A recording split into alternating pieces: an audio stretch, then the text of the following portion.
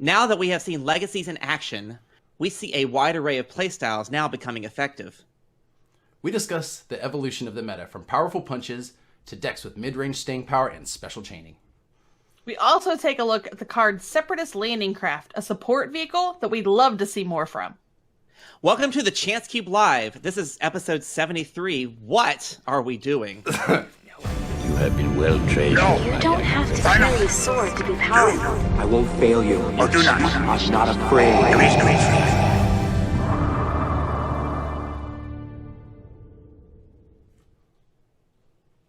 Well, here we are, live on Twitch. I'm not sure why we agreed to do this. This is kind of crazy. I blame Mike and alcohol. It's fun, all right? I'm telling you, you guys are going to enjoy being on Twitch. It is a blast. I'm a little... I'm good. I'm happy to sort of see everybody, so be sure you say hi in the chat. That's right. So definitely feel free to drop us a question in the chat. We're going to try to answer them at the end of the show. We'll add us a nice little listener, viewer chat section. But until then, this is the podcast. We do this every week. So what's going on in Destiny with you guys? I'm looking at you like you're on the corner, but like I need to look right here. Is this weird? Oh, yeah, right there. Like that's why I moved all my stuff. So I'm sort of looking at the camera. We could put you in the middle, Jason, and then you could look left or right depending on who you're talking to. I feel like we could Brady Bunch it. The Brady Bunch. I don't know. It's Destiny. I'm sorry, Destiny. you guys. Destiny. Like, all right. Destiny. Oh, that's what this is about? Yes, please. I'm out. All right. Destiny, for me, has been a lot of tabletop simulator. Again, playing that Cad Bane Lobot deck a ton. Really enjoying it. It's been a lot of fun. Also, I'm getting ready to play in a draft tournament up at Outflank Games in Fairfield this weekend. So if you are in the area, come down and join me. That's pretty cool. Wow, that was like really concise and exciting. Like I had written it out, but I didn't. I swear I did not write it out. It's not on the script. That's not on the script. That's impressive. Kim, what about you? I have been preparing for this, to be perfectly honest. So it's occupied a lot of my brain because I'm, the fellows would call me a perfectionist. And so this has possibly driven me crazy for the last few days. So yeah, I have not built a whole lot of decks. Have not been on. I watched Mike on TTS last week, so I guess that counts. Yeah. And I honestly think I've been toying with the idea, and everybody's trying.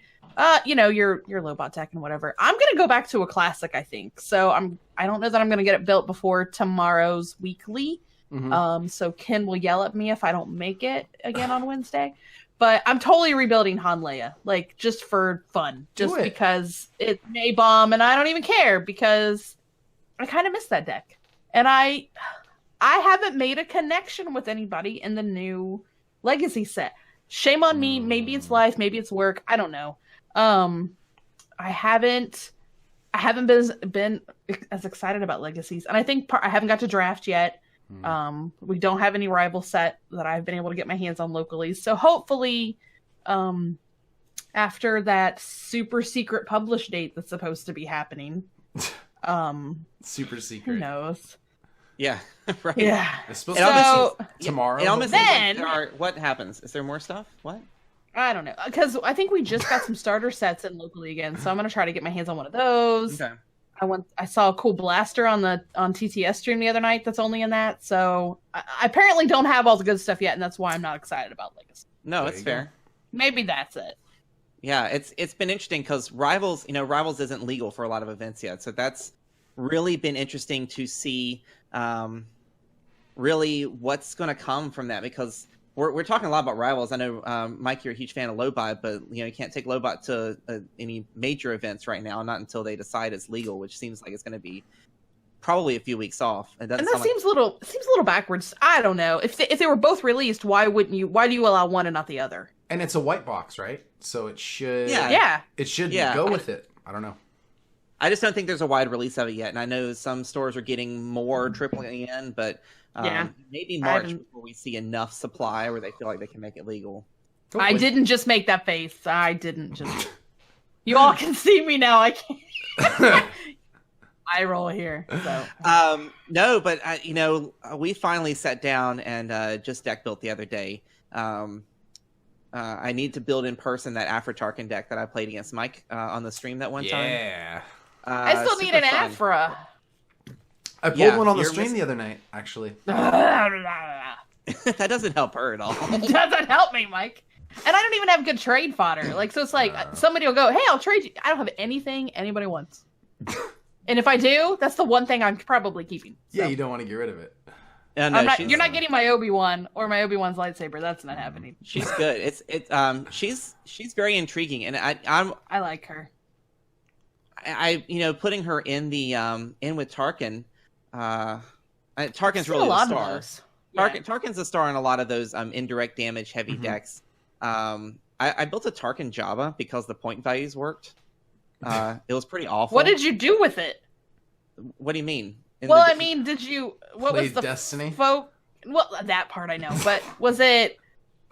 Because Jabba's not really going to deal a lot of damage, so that's what was it a mill, or was it... Well, that's what it started out as an attempt at a mill, like half mill, half, like, maybe 2 different win conditions. The mill never fired off, but I found it played very similar. Does it ever?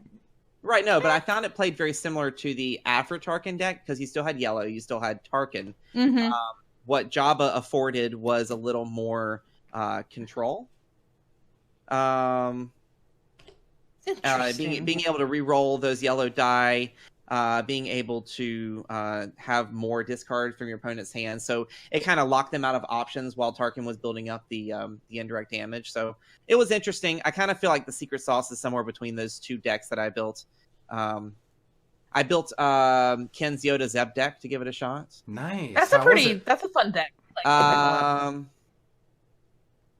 It was okay. It works locally. Yeah. Actually, no, I didn't play that one. Sarah played that one against me, and she destroyed me. So it must work. Okay. It was fine. And then I upgraded Palpatine to a Legacies variety, which I will tell you. Interesting. Because we talk about... because you mentioned the your Leia Han thing, right? Yeah. I love Leia red Han. yellow. I've always loved red yellow. It just fits with me, I guess. I think Destiny's been around long enough that we're like... It is those characters that we love, right? It's those characters that we kind of want to go back to. It's kind of like that. There's nostalgia to them now that Destiny's been around for over a year. It's kind of crazy to think of. I know that we've been doing this long. But Legacies, I thought Palpatine was going to be a poor choice because of indirect. Then I realized that Palpatine can still pump out just as much damage, right? And indirect damage. Yeah. Can ramp pretty quickly, but so can Palpatine. And in this control-heavy meta, Resilience, which is the Legacy's upgrade, toss 2 to play after an opponent's card effect removes one of attached character dice. You may exhaust this upgrade to roll that die into your pool.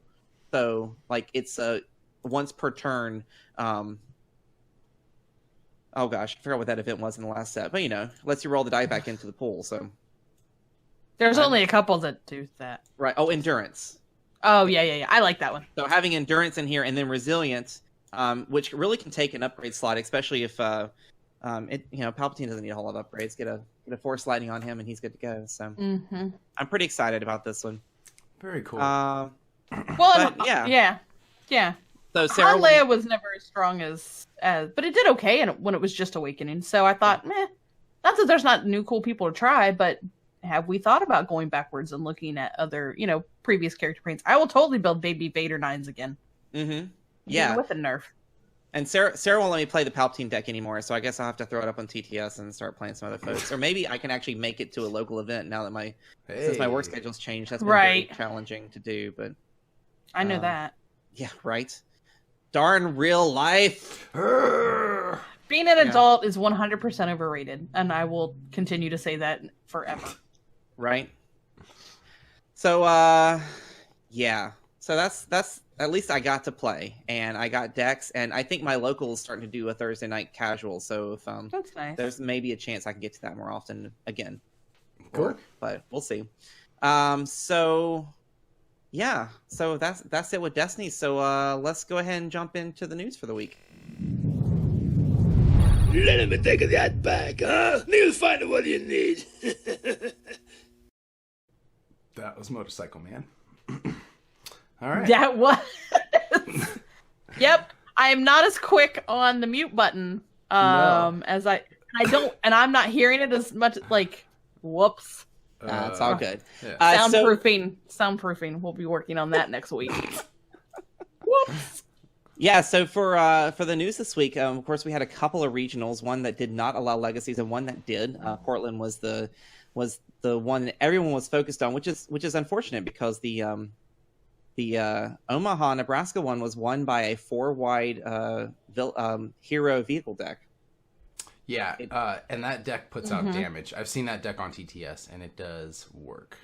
Yeah, it's the 2 hired guns Ezra rookie pilot deck. It managed to plow through all the Poe Rays that were there and take a win. So I'm shocked that didn't get as much attention. But granted, everybody's looking forward to Legacies and the Legacies meta. What's happening with Legacies coming out? And Portland gave us a little taste of that. And we have an early front runner for decks here. It seems like Elite 2-player Poe and Elite Hondo are the new... I've seen Hondo with a lot of people. Yeah. I'm seeing a lot of Hondo pairings. So he seems a little bit unexpected. He looked good, but I didn't know he was going to come out and be a superstar. I mean, the thing is that you're getting that special chaining off of him. You're just getting so much. Like, he just brings so much to the table, and especially with Poe, he does work. So I can bring special up the deck here. Somewhat thematic for Hondo. Definitely the special chaining is definitely the where we're going until they decide that special chaining is no longer a thing. But interestingly enough, the runner-up was a hero Mill deck with Riken, Yoda, and Jedi Partisan. So pretty exciting to see Mill go so far. I'm sure Ruben is a huge fan of that. But yeah, so I'm pretty excited about that. Yeah, to be perfectly honest, I think why a lot of the focus was over on Portland was because the quality of players they got, the amount of promotion they got, and just the overall showing they got. They just ended up being such a huge event with all that artificery backing, and it looked like it was a very, very fun day of Destiny. Yeah, absolutely. I mean, it was 2 days. We don't have too many 2-day events for regionals going on. This is one of them, and that the top 8 was played on the second day. I didn't realize they were doing that. Yeah, and the other one is going to be, I think, the Team Covenant event. Is also going to be a 2-day regional. So pretty exciting to see. Granted, we have 7 different decks in this top 8. The 2 Poe Hondos were from 2 players from the same area, and they were both piloting the same list.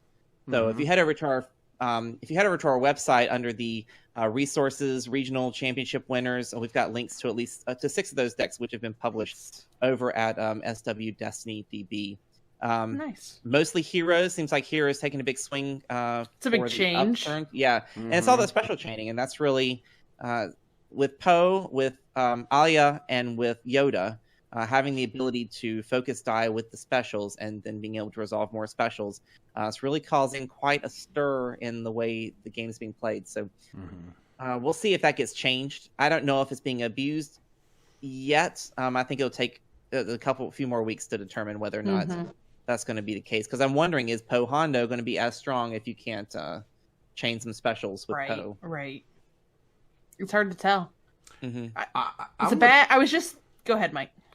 Oh, I wanted to move on to that Kylo Talzin deck. That's interesting. Top 4. I mean, I'm sure there is a lot more strat to that deck than there has been time to work out. I think there's just so much card teching that you can work with that we don't even know yet. And I'm excited to see what kind of tricks and magic that Mother Talzin can bring. Yeah. Mother Talzin is... I keep hearing whispers that there's a lot more there than what I think we've seen yet. I've secretly been playing with her, like not on stream or anything. I wanna get like good with her first before I bring out anything beforehand. Because I think honestly she's gonna make a big splash. I'm surprised that there was only one Talzin deck there. And one other thing I wanted to bring up real quick about that Poe Hondo deck, it wasn't just 2 of them. It's a team of 3 guys, and the third guy, he was like, I guess he ended up hitting like 9th place. He just missed out on top 8. So this deck's, and I guess he really missed out because of like some bad pair downs or something like that from what I was reading. So definitely a strong deck, and I'm sure they have a good playtesting group too. Yeah. Yeah, it's really interesting to see these decks come out of these playtesting groups, and we hear more and more about it. 2 or 3 people taking the same deck that's been highly teched to events like this. So it's really going to be interesting to see. So I think we've crossed that line where I think every regional from here on out is going to be Legacies legal. The official release date is this week for Legacies, so the 3 regionals this weekend: San Diego, California; Louisville, Kentucky; and Middleton, Wisconsin. All 3 are confirmed Legacies legal events, full-on packs and boosters and starter decks. So all eyes will be on those 3 as the meta continues to shake out. I'm sure we'll see a lot of Poe Hondos. There was a great article over at Art of History that kind of broke down that deck and how they got to where they are. And it'll be interesting to see if people continue to develop it or not. So let me ask you guys this question, because this has been weighing heavily on my mind this week, just with different articles. And so, okay, you see a deck go to the top and win. And maybe this is just I know it happens. I know meta decking happens. Like, I get it. I understand why it happens. But I'm just curious, like, I don't know. To me, I'm going, okay, you know that I would rather try to build a deck that beats it. That's just my approach. Instead of, I may go look at that deck list to see what they have in it, so then I can plan accordingly to do the opposite, like how to build against it. I'm intrigued by how many people I see they'll go out to SW Destiny DB. Okay, this deck won a regional. I'm gonna drop it. I'm gonna play it. I'm gonna take it local, and I think some people can do that, and some people can't, because you have to know the ins and the outs and the whys of the deck. But so I don't know. Like, I guess I find it intriguing that so many people meta deck competitively. I guess I shouldn't say necessarily casually. I think you have to have a realistic approach when heading into it, knowing that if you're going to meta deck, you need to go 3 or 4 weeks in advance, find a deck that you like that's winning, and then you need to play the heck out of it, just like any deck. Really, I mean, that's the beauty of this meta right now, is like I've been saying, you could build almost anything, and as long as you play it a ton and you are very comfortable with it and you've teched it to kind of be good in this meta in general, it will do well. I mean, besides there was that Han Ray deck. Yeah. It was Han Ray, right? He's been playing that since Spirit, I think. Isn't that what I... It wasn't this last regional. It was like the weekend before, if I'm remembering correctly.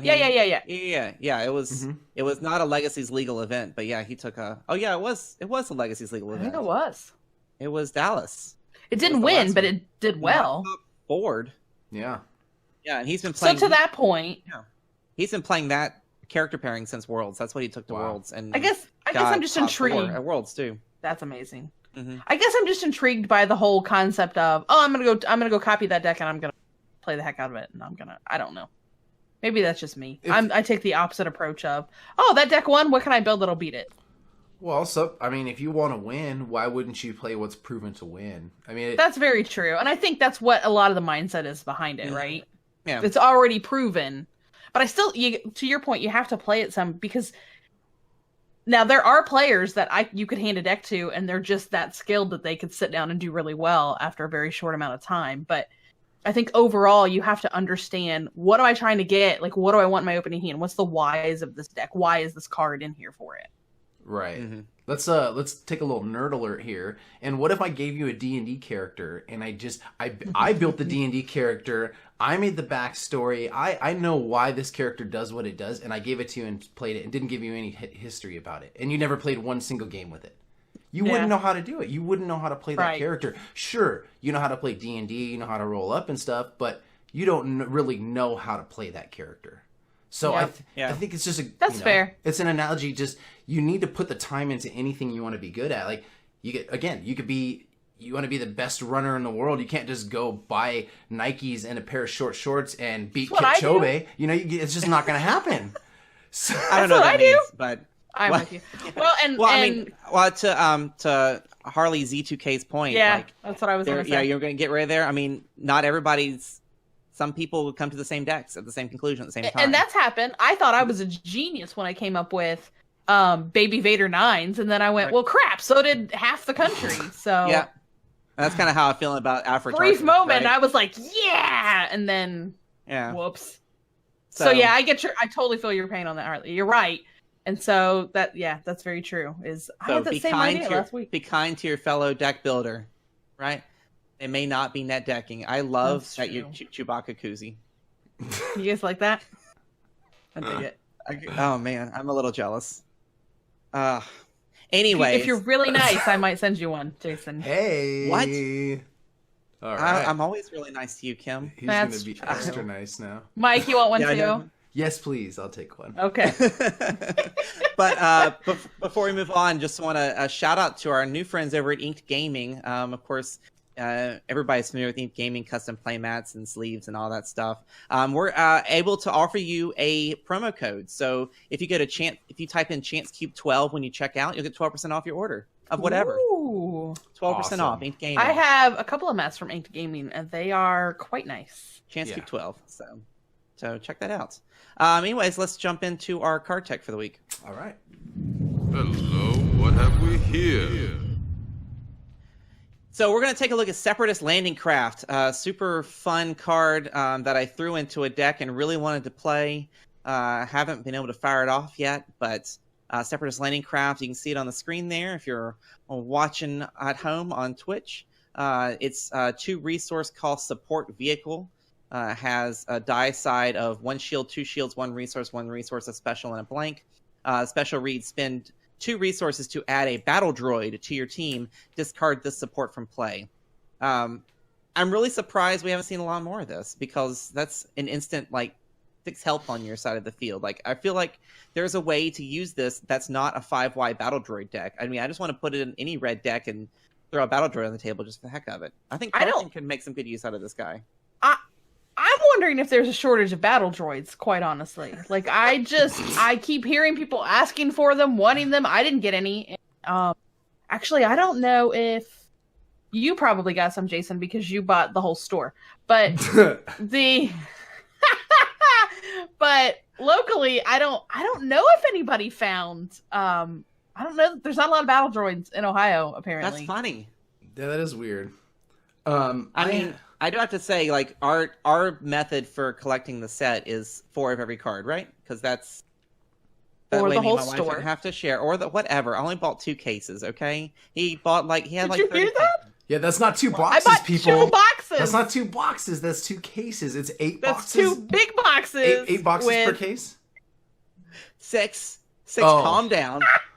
Oh, only 12 boxes. La-ti-da. Look, I'm feeding for 2 over here. Okay. I just make Jim build the lesser of 2 decks.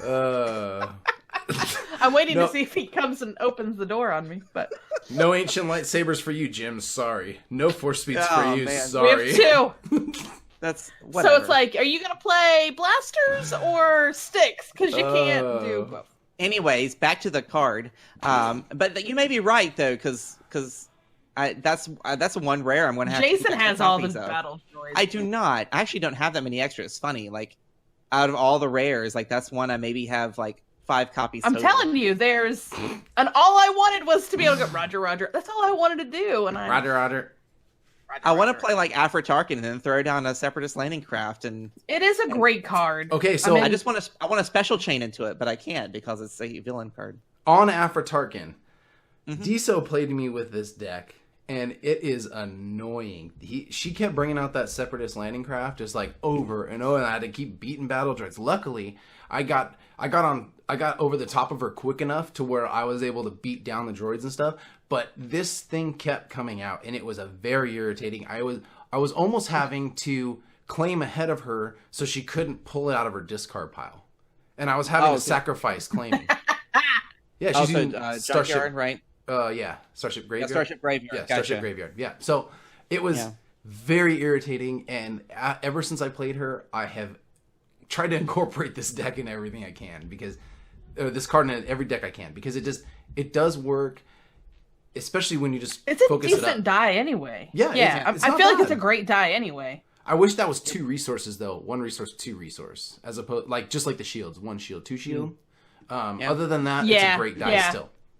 I mean, you're paying 2 for the die, and then you get that special. You pay 2 for a battle droid.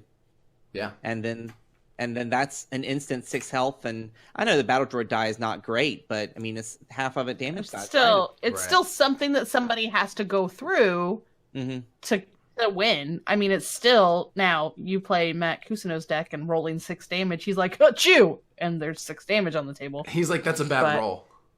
6 damage is a bad roll for Matt. Sabine insert friend is kind of what I jokingly say his deck. I think it's Sabine Yoda right now, but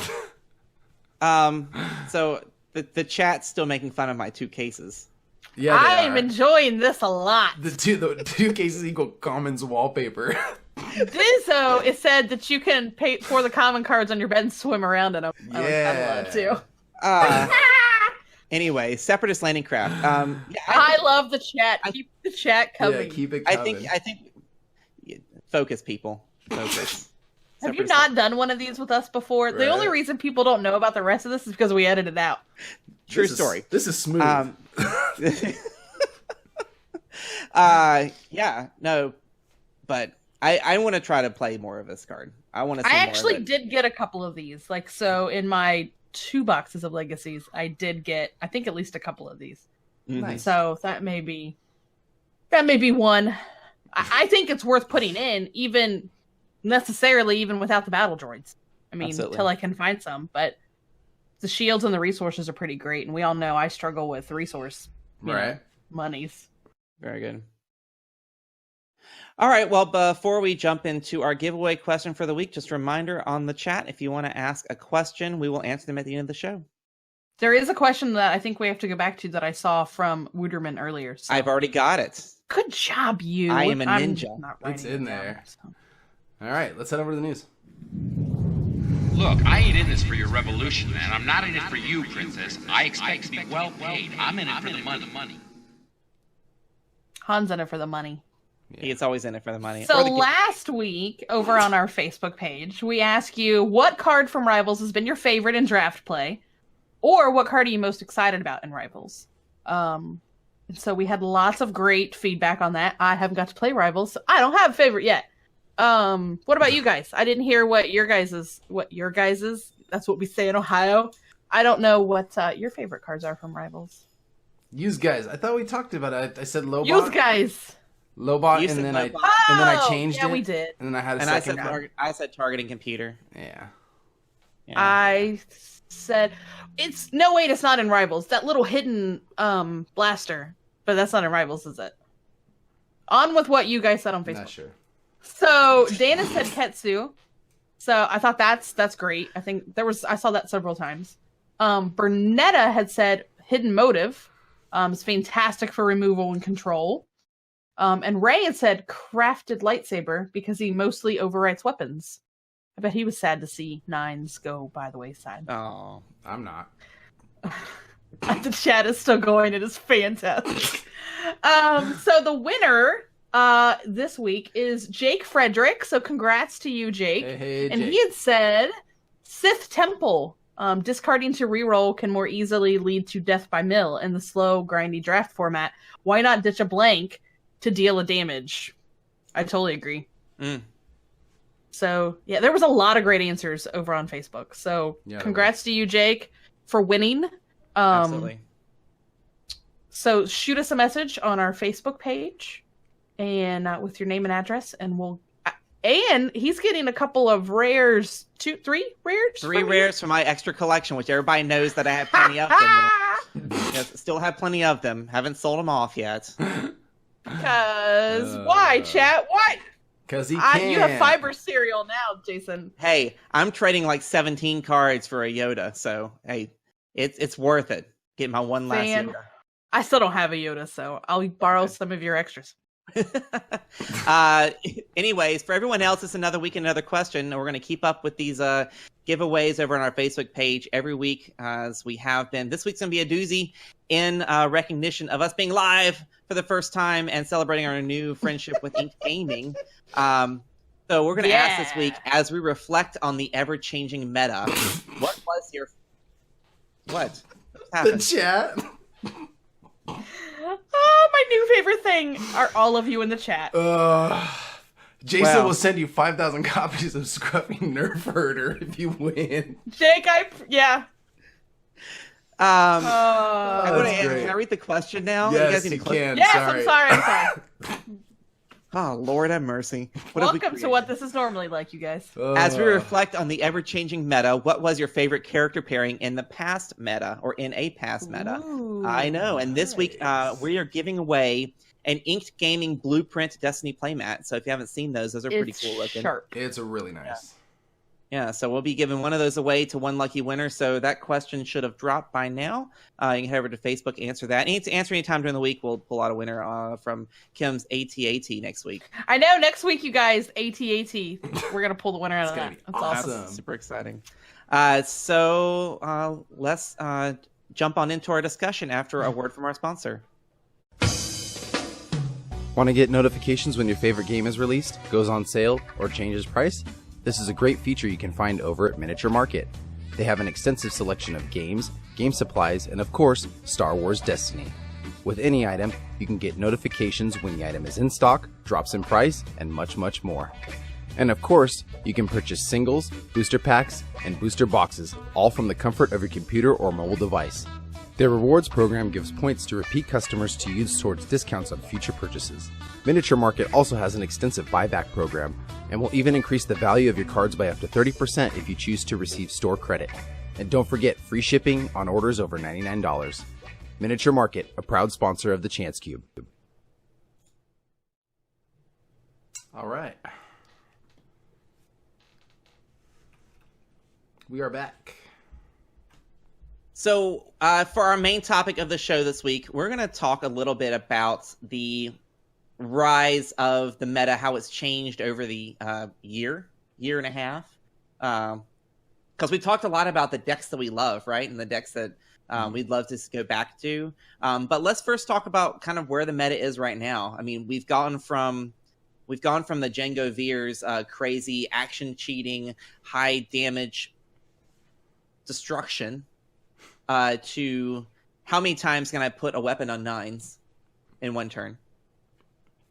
And finally, to now this kind of mid-range staying power that we see with R2-P2. And then, of course, as we transition into this control-y special chaining, and it's so bizarre. I thought aggro would be at the top forever, and now we're really seeing kind of control and kind of special tricks come into play. It's interesting to see when you take it holistically how different things have gone. Mm-hmm.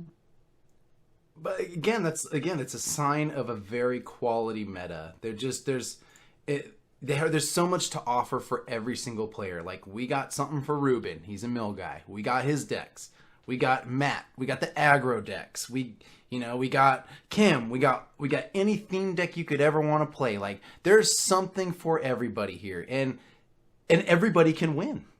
There's no one deck really that's just consistently floating to the top. Now, we might see something change as we see more legacies, but as of right now, it's just each weekend it's something different. Somebody finds some little tweak in the meta to change whoever to beat whoever's on top, and that's just really it's a sign of a very strong meta. I think what we see at the end of right as we're about to cusp into like a new set. So here we getting ready to go into Legacy. That's when I feel like you always see that flurry of one deck suddenly rising to the top. And it almost takes till like the end. So right now, prior to Legacies, it's R2-P2 everywhere. But we didn't even see that until the 2-player set came out. Nobody thought that was going to be anything good. Right. And so you'll have that peak and valley of a lot of different decks. And then one seems to hang out for a little bit right at the end. And then just as everybody's really sick of it, Pomaz, I'm talking about you, then it moves to a new set. I already forgot about Pomaz. I can't believe it. That was tough. And the more we get, I mean, we're gonna have the rotation and stuff like that. But the more that the more cards we have to choose from, even with it just being in 2, I think there's enough that it will continue to be very healthy. Mm-hmm. And Dizo Jar Jar's not ever gonna be meta. Dizo is right. Dizo, well, maybe not this version. Misa no think so. Misa want a dark side Jar Jar. I'm petitioning for it. It's as he wants. And then you get his dog too. And then we're set. Then that's his meta, right? That's the new meta. Jar Jar and his dog. Wow. I did have someone message the Facebook page last week and was talking about Jar Jar, how like he is kind of there are pluses and minuses for sure, and you are taking a risk having him on the table because he's going to disrupt some of your stuff, but I rolled terrible. So chances are he may force me into a reroll that I needed anyway. Mm-hmm. Misa pass every dice until Misa have no dice on the board. Misa have no dice on the board. He's interesting, right? He really does mix things up. Really kind of makes it a crazy gameplay. I want to build something around him just to play, right? Just for fun. Kim's like, never. I don't care how fun. You know, the other one I don't want to build around is Bib Fortuna because I just can't stand to look at his daggone card.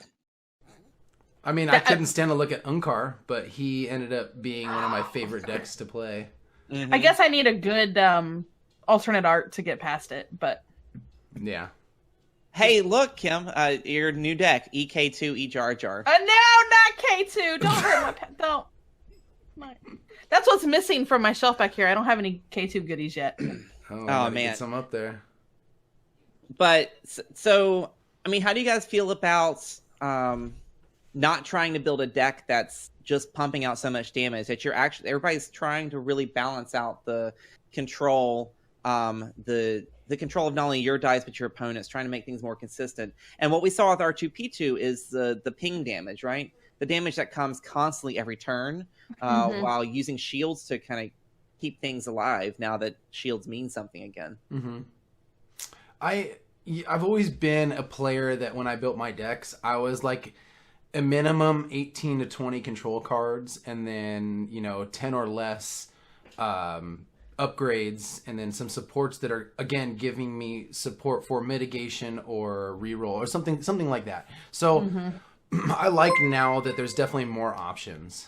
Yeah, thank you very much for the subscription. Sorry to interrupt myself, but thank you so much. We appreciate it. Thanks. It's so much. So yeah, I just I lost my train of thought there. Yeah, I got so excited. I really enjoy having a lot of control, because not only does it help the game sustain and it makes it a more enjoyable game because you're just not getting aggressively pounded for the first 5 minutes of the game until you have no characters left. Because it's not fun. No, it's not. And the slower, more controlling meta, I think, is more fun, except for the aggro player that gets super upset when you're just constantly controlling all their dice. And they're getting down there, and they're constantly having a reroll, and then they're getting down to the end of their deck, and they've wasted most of their cards. So, to me, I'm a fan of this. But that's not to say that aggro isn't still there. Oh, it's totally still there. I mean, I think to an extent you can call Afro Tarkin an aggro deck. It's just not directed aggression. It's indirectly aggressive. I don't know. I mean, it's interesting to see it get to this point, because if we go back, like the winner of Worlds when it was just Awakenings was, it was Vader Raider on one side, and it was Vader Raider was the winner because they had some really smart Boundless Ambition. Boundless Ambition was a huge, and it was a Cheerio winner. deck. Cheerios, yep. And it was facing one of the 3 wides that had Phasma in it, I think, back in the old day. And those were very aggressive decks. They were put out, how much damage can I put out? How quickly can I put it out? And then we transitioned to Spirit of Rebellion, Pomaz, which later became the bane of my existence. The bane of Kim's existence. And then we had where do we go from there? Nines. The 3 wide nines. Yeah. And that was so funny that we lived in Spirit of Rebellion for so long. that that got exhausting almost. Do you know what I mean? Like people were really tired of getting pounded with vehicles thrown at their face. Like it turned a lot of people off because to that point, there's nothing I can do to stop it. Special focus, bam, right in my face. It wasn't fun.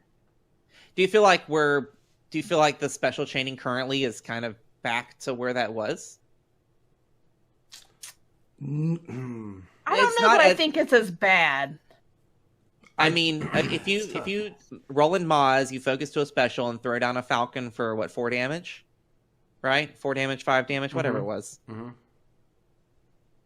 I guess now we're focusing into more like 3 damage things, or it's not as crazy. But I mean, even Hondo, right? It's a 3 damage or a resource, and that's super annoying. And taking away a resource is taking away the ability to play upgrades, which is taking away the ability to play events. So it's taking away a lot more than just a resource. It's taking away options that can help win the game. I think... Go ahead, Mike. I think people discredit disrupts and shields and stuff like that. Because if you think about it, a shield is a damage, and a disrupt is control. And it just... I think that people need to take a harder look at those dice and do less pitching for rerolling. I think it would definitely. That's I think where the meta is going to utilizing all dice face. Yeah, I'm notorious for pitching to reroll those. Most of the time I hit a disrupt, my opponent never seems to have resources when I hit one of those. But I've gotten better. Like when I was playing Baby Vader. And I would hit a discard, I would never touch it. And then I'd pitch it to reroll, and I actually started utilizing it, and it became so much more powerful than I expected it to be. I got cards out of hand that I needed to get out of hand, and so I went, okay, well, there's a reason this die, or this side is on this die. It doesn't hurt. I was very aggressive I went damage on all my die all the time. So there's something to be said for that. Yeah. It was interesting. Now we've lived with this game. A lot of us have lived with this game for so long. We're starting to realize the intricacies of it, even more so than we did before, right? As resources are very important. Having more resources, if you have a deck that generates resources like crazy, then your options are limitless. They're only constrained by what's in your deck, not by the resources generated. So the more, it is very viable for a deck like Hondo and Poe to get rid of those resources and control those options. And then now Hondo's just throwing out 3 damage because he can't pay him to not. And it's interesting to go from that. And of course, we had Spirit, which created all those erratas, and we move into Empire at War, which was confused. Right? Because did we ever have anything that bubbled to the top during Empire at War until the 2-player set came out? No, not Thrunkar. No, wait, right? 2-player set came out before Empire at War. Kylo Evader was kind of floating. Kylo Evader. That was kind of floating to the top before R2P2 really kind of blasted on, and then Vader was getting a resurgence too. I feel like you were seeing him paired down with other people. Vader like Guard, right? Yeah. There's just but again, it was kind of a weird meta with not a lot of stuff going on. Yeah, it was bizarre, and I think it was that 2-player set. It's so funny that 2-player set generated so many, like R2P2, Phasma, which had to get power of the Forced, Kylo, which was just obnoxious. I mean, that team damage that it all started. I mean, what a crazy starter set to be so well balanced for in of itself, but then have such a huge impact. Yeah, and I think that speaks volumes, I think, to how it was designed, because somebody who's never seen the game before ever can walk into Target, buy it off the shelf, and play a fairly comfortable game with somebody else and be perfectly happy only ever doing that. And then you can turn around and take it and move straight into the competitive world if you want to. Like, so it's a good entry level, or it's just I'm going to add this to my gaming shelf, and I'm just going to pull it off every once in a while and make it a 2-player game I play at home. Yeah. That takes some well thought out planning to make it that balanced. Well, do you guys remember when that 2-player set came out and everybody's like, "Oh, this is we were at Nova. This is a rushed piece of merchandise. They don't know what they were doing. They put out a bunch of broken cards." And I mean, you could say Poe was broken. You could say Poe was broken. You could say these cards were broken, but I don't feel like I think they were some of the strongest cards that we got out of that meta period so far. Mm-hmm. Yeah, and that I thought. That whole sound the alarm. Yeah. Your favorite, sound the alarm. Your favorite. Love that. The Kylo thing with picking a color.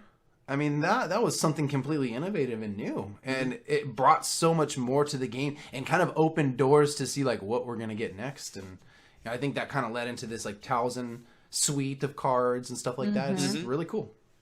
Cards that are really designed around a character, which is not something we've had much about. Right. I mean, even the 2-player set had those benefits with Rey's Saber and with Poe's Blaster and Phasma's Blaster, and they've continued to keep it incredibly thematic while still putting mechanics in the game that draw in people who don't care about Star Wars. Mm-hmm. The cool thing about the keeping it thematic is it's thematic, but it's not a detriment if you don't play it thematically.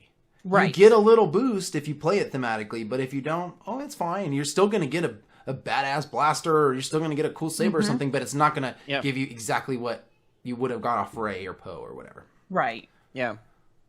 So I know we've only had 2 regionals that have had legacies legal, and they were very. I mean, I feel like people were kind of rushed to build the decks, and we saw. Oh, absolutely. We saw Hondo Poe win 1, and we saw Alia double Padawan win 1, which was super which is a deck exciting. I'd like to try. I don't normally mono blue it, but I would like to try that deck. Yeah. Now, Alia double Padawan is not, from a character standpoint, is not special chaining. I think there were some specials in some of the weapons that came about it. But Alia is all about making sure your die say what they need to say, right? She changes a red or a blue die to something, and then Padawan gives you that resource advantage. And that's huge, right? Getting those lightsabers on turn 1, getting turret light bow. Oh yeah, the light bow. Yeah, that's to get that out early. Oh man.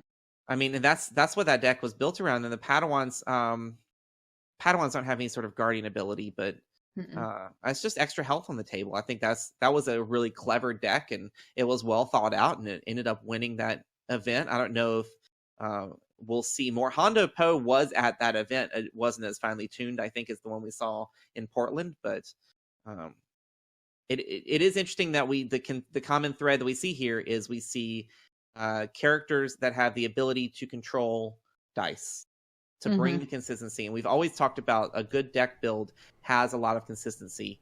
And where do we see it go from here? It's kind of like if we go back, right? So Pomaz, consistency. Nines, consistency, right? Where was I going with this? Consistent even without the nerf. Right. Consistent decks make a good deck. Consistently makes a good deck. Right, absolutely. So it's always building towards that consistency. Even before it got nerfed, Thrawn and Unkar, right? Super consistent. Yeah. As a mill deck, and that's sad it's no longer here, but I don't miss it. I do. That was I didn't like playing against it. I still don't see why they did it. I don't see new cards that would have made that deck ridiculously good. I agree. I do agree with that. Yeah. That was a knee-jerk reaction to maybe something that maybe we'll see it in the next set. Maybe they already know 2 sets ahead and they're just... But why would you do it so early? Like, let it play out in the meta for a while. I don't know. We could keep talking about this, but I've already moved on. I wanted to play that deck so bad. Yeah. No, it's going to be interesting. I can't wait. So this weekend, of course, we have 3 regionals with legacies legal in some pretty large areas of play groups. So we're really excited to follow those huge, closely. I think San Diego will be just as large. Yeah. Louisville's going to hit a good chunk of Ohio, Indiana, I think some St. Louis folks. My heart is broken that I'm not going to be able to venture down there, but we'll get some good news coverage out of it. Yeah, and then the following week, again, we'll have another week under our belt. We'll be up in New Jersey live streaming that regional in a couple weeks. So pretty exciting to see this develop, and I'm curious to see. I'm sure we'll see a lot of Hondo Po. There are going to be a lot of folks out there who are going to try to figure out if there's a way around it. It's I feel like something, if you can get faster than it, maybe that's the way to kind of get into it. Somehow either generate more resources. I mean, a lot of folks have been hearing talk about Chance Cube, maybe a resource. Using Chance Cube as a defensive. Ruben said that that card should be in every deck. That's what he claimed last week. I was like, wow, Chance Cube. Yeah. I've actually, it's in at least it's in 2 of my decks. I like it. As long as you have the upgrade slot, right, and the money to pay for it. But if you get it down on turn 1, you're going to re-roll into something along the way that's going to be good. Yeah, and I watched Matt lose a game because he forgot about the don't pay for it and bounce it back into your hand deal, and he got milled out. Yeah, so again, people forget about that. It's another tool with that card, is you can definitely use it to fight off that mill, at least for one more round. Sure. For sure. Well, there you go. Who knew our namesake card would be so powerful? I know. Awesome. Going to come for the win. So we're going to jump into a brand new section of the show. Now that we are live streaming to Twitch, we've grabbed your questions, and we're going to answer them. So it's going to be exciting. So fire away, kids. Listener questions, and go. There can be no mistakes this time. So we've collected some questions I've seen over on the chat today. Wooderman213, what character from Legacies did you think was going to be good and has ended up being a dud? Obi-Wan. Oh. And maybe he hasn't found his partner yet, but he came on kind of just like Mace Windu did. Mace Windu was like, yeah! So, my poor little... And I love Obi. I'm going to make him work. I mean, yeah, power to it, Kim. Make him work. Doesn't mean I'm going to win, but I'll make it work. I don't know if I was really expecting anything from anybody, honestly. I'm not sure I have a good answer. Mike is pulling out. Mike is breaking out the hardware here. I'm trying to remember my... I'm trying to figure out why Greedo is a legendary, but... Yeah, I don't understand that. A lot of people are saying that Tarkin is getting... Oh, Maul. I'm going to say Maul. Nobody is talking about Maul. And before that, everybody was like, oh, Maul's going to build be a deck. I can't wait to have a Maul deck. I haven't seen one yet. Yeah, I got one right here, and nobody is like saying anything about it. I can't find any decent builds on it, nothing. So hopefully he'll come around. Hopefully. Ouch. Here we go. All right. So, Astanog27 asked me directly, I think, how do you store 2 cases worth of cards and dice? I keep what I need, and the rest disappear. He has a giant suitcase. I've seen it. Hey, it's... Don't tell anybody about the suitcase. Not the carry-on, the I have a dead body in here side. Like the Cadillac trunk size? Cadillac trunk size. But honestly, I use the foam trays from Battle Foam, and then I put them in a little plastic drawer thingy. It takes three of those for a 4 dice a character set. It's kind of annoying, and they're not cheap. But I'm also OCD, and that seems to be the best thing that appeases my OCD-ness. Have you tried? You were just bad. Calm down. Have you tried that face off your face? Have you tried that foam that's not Battle Foam, but the other company? It's like a German company or something. I know what you Gesundheit. Yes, Gesundheit. Yes. Have you tried it? I have not, because the shipping costs scared me. Yes, that's what I thought about. Like, what if I get the messenger bag and I don't even like it? Then I got like a ton of foam in a bag I don't even use. Oh, I don't know. Yeah, all the really cool solutions do not take into account that I'm storing a collection for 2 people. So I use sets. I've got a big plastic. It's like 4x6 photo frames. Maybe they're 5x7s, and it's one. And that's what I have all of our die in. We've almost outgrown it, but it's held everything so far.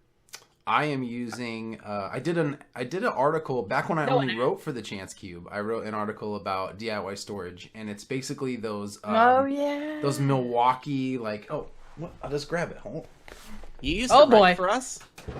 You used to write for us. I'm not buying that. Bam. I don't remember him ever writing for us. Oh yeah, Ken has one of those and swears by it, or something similar he got from Harbor Freight, and he'll take 3 or 4 decks somewhere in it. Yeah, so this has basically everything from the first 3 sets in it. I can fit in one, pretty much. Wow. It's like it's packed to the gills, but I can fit it all in there. And each compartment is removable, so I can just remove one compartment, dump the whole thing out, find the dice I need, and put it all back in there pretty easily. So yeah, the link to buying that and everything is in that article. It's probably in the archive somewhere, but yeah, it's like $20 at Home Depot. Oh, nice. Well, that's way cheaper than my solution. So Kenjo Havoc, who obviously is a listener of the show enough that he knows Kim very well. If K2 is your spirit droid, is Jar Jar your spirit clown? I told him, yeah, probably. Because to be perfectly honest, I am a walking disaster most of the time for being clumsy. I was super anal about where the cords were because I will be the one that could trip and fall while on stream. That's just me. While sitting down. So it's probably possible. And I'll tell you guys very quickly, the stupid, I tell my hairstylist place, stupid things Kim has done. Yesterday I'm standing in the lobby at work trying to leave, and I hear what sounds like this abandoned ship alarm. It's like womp womp, and I'm looking around what is that? It's my Apple Watch that I have somehow managed to activate the emergency response system on it. So it's trying to call 911 and alert all my emergency contacts. And I'm like, no. And I was just standing there. I wasn't doing anything weird. I think you have to hit it 5 times. I can do that while standing still. So it's probably true that maybe why I don't like Jar Jar as much, because as much as I channel K2 in my sarcasm, there might be a little Jar Jar in my chaos. Oh, yeah. Nice. I like it. And lastly, Devino, does 7th Sister OTK get posted enough dominant most matchups and become meta? So have we seen enough OTK, the one turn kill with 7th Sister that where you think we're going to see more? Or is that just going to be one of those one of those decks that kind of hits the meta real fast and then people... I think it's a hit it and quit it. It is I think someone said it in the chat earlier, it's a gimmick deck, I think. You either hit it or you flop super hard. Yeah. The problem with those decks is that you tech them out to pull tricks, and if you don't hit the cards in the order you need them, then you just flop and there's no secondary, win condition or backup strategy, really. Except pray. I don't know. That's about it. There was another great question from Davinox. I don't know if I said that right. But what's your current favorite thematic pairing for a deck? Oh, current I think I know what Mike's is. What is it, Kim? Oh, we've had this talk. It's not Vader. We've had this talk. No, it's Vader.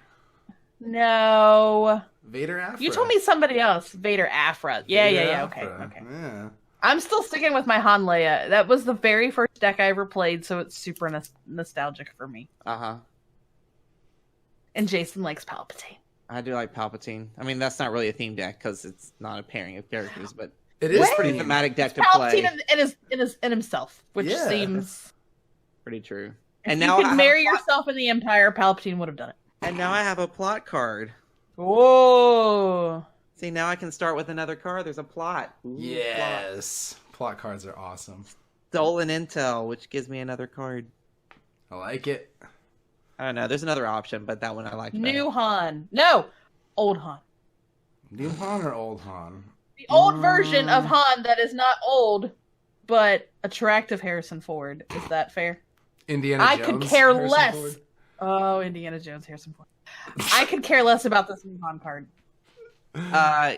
Yeah. So thanks for all your questions. Muffler Man. And there's Muffler Man who makes a guest appearance on the show. So thank you for all your questions.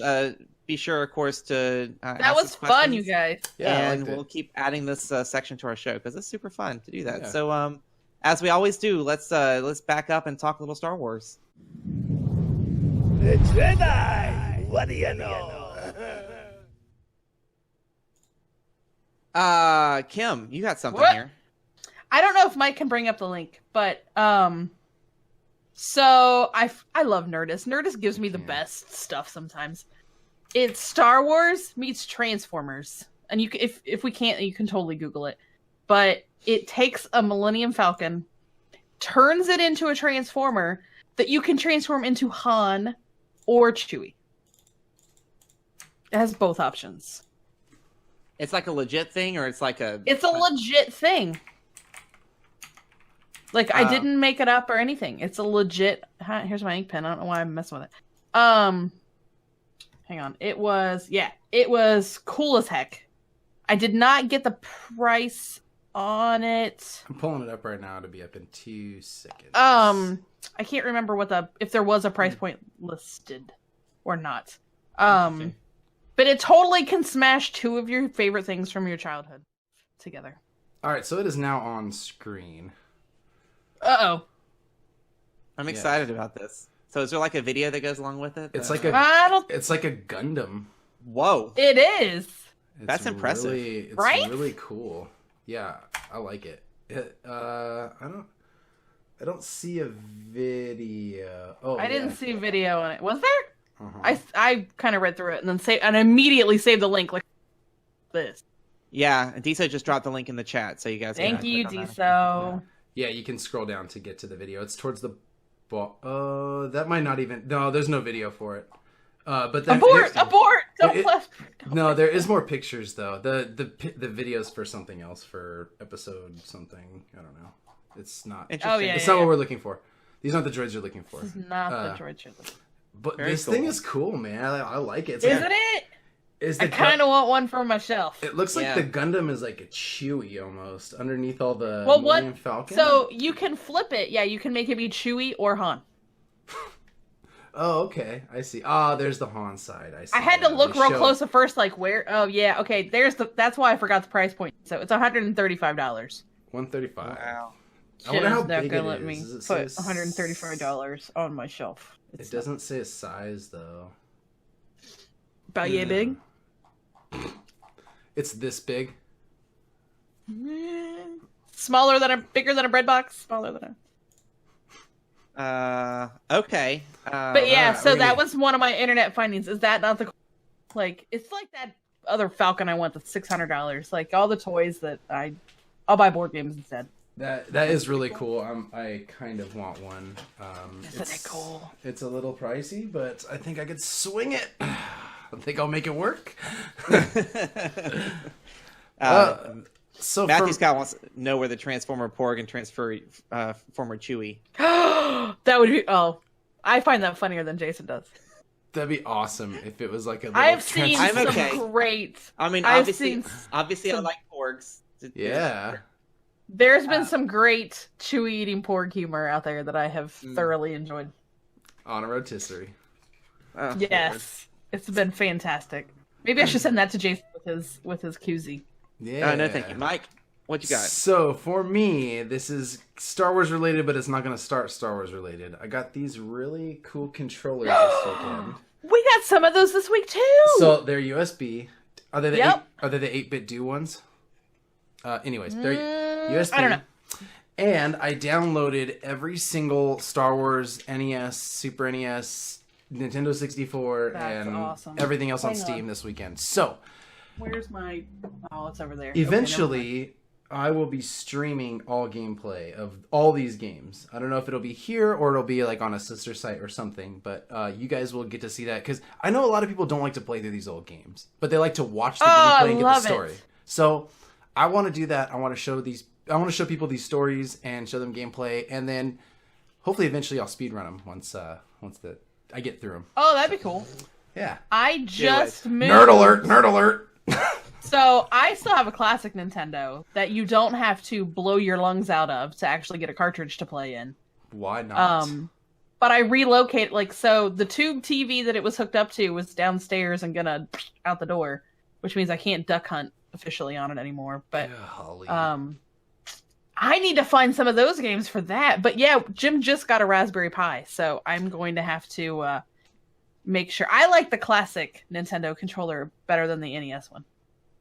You like the Super Nintendo one better? You like this one? No, I like the original one. Like I'm classically trained to say. So yes. I like the games better on this one, but I like the controller feel of this one because of my age. So I think this, so is everything this fell in inside my age bracket. Is everything inside the controller? Is that how it's built? No, you have to download an emulator and stuff. I gotcha. Oh, okay. I'm with you. I now understand where you're coming from. Yeah, we will totally do that. That's awesome. It's really even not that hard to get it done either. So, like, I'll hop on there with you and just heckle you if all else fails. And just heckle me. Well, that's nice of you. Yeah. I like it. Yeah. What'd you do that for? Man. Oh, pork Oreos. Oh, not tasty. Ew, pork Oreos? Dipped in blue milk. I also don't like to dip cookies in milk. I think it's disgusting. Porgios. Oh, the chat. You are amazing. Like, thank you for making this very first version. It's so much fun. Do I have anything? I don't think I have anything Star Wars. No one cares about me. That's fine. I realize that. Skoman's got a... Hold on, let me read this. You know what I like about porgs? You know what I like about porgs? You can barbecue them, boil them, broil them, bake them, saute them, day them, pork Cuban, pork Creole, pork gumbo, pork fried fish, deep fried pork, stir fried pork. There's pineapple pork, lemon pork, coconut pork, pepper pork, pork soup, pork stew, pork salad, pork potato, pork burgers, and a pork sandwich. And that's all the pork I know. So everybody, while I'm in New York this next week, Matthew Scott's going to join this, so you get that. It'll be a total disaster, Matt. I don't know, buddy. It's going to be awesome. Oh, Lord. It'll be awesome. You guys won't ever want me back. Aww. Sure we will. We got to talk about your 12 cases. I mean, we only got through like one tonight. I know. Thank you, Forrest Porg. That's what, yes. You guys are amazing. Thank you. Well, I don't have anything, so that's what I'm gonna say. Yeah, I don't have anything else either. I want to tell everybody thank you so much for joining us on our first stream. Yes, thank you for those that subscribe too. That's awesome. We had such a good time. If you are not following, make sure you hit that follow button. If you find it in your heart to donate to us, hit that subscribe button. We appreciate every single donation. And make sure you follow us on all the social medias, Instagram, Twitter. Hey, Cause98. Hey, I know that guy. Thanks for the follow. Thanks. Follow us on all the social medias, and we'll be back here next week. Same bat time, same bat channel. Absolutely. And of course, if you're a Twitch Prime member or have an Amazon Prime account, you get one free subscription a month, and it still helps us out. So yeah, do it. It does. That's super easy. So yeah, absolutely. So thanks for listening. We will be here every Tuesday night at 9:00. And if you don't catch it live, you can catch it on our podcast feed or on YouTube. We'll leave these for posterity to absorb. So I'm sorry. Same pork time, same pork I love channel. it. That's a thing now, right there. That's a thing. Scottman, thank you so much for the thank you guys subscription. Absolutely. We appreciate it so much. Thank you, everybody. Guys. Bye, y'all. Have a great week. This has been The Chance Cube, a Star Wars Destiny podcast, a non-profit organization dedicated to building community through gaming. Visit our website for all things Star Wars Destiny, including our price watch, meta tracker, and latest articles from the Chance Cube family. Find our latest videos on YouTube, follow us on Facebook, Twitter, and Instagram, and visit us at patreon.com/thechancecube. Your patronage allows us to grow this program and help us give back to the gaming community by sponsoring events, giveaways, and supporting our own community building initiatives.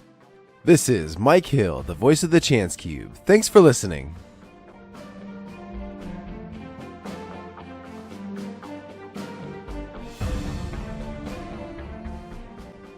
The Chance Cube is not affiliated with Fantasy Flight Games, Lucasfilms, or the Walt Disney Company.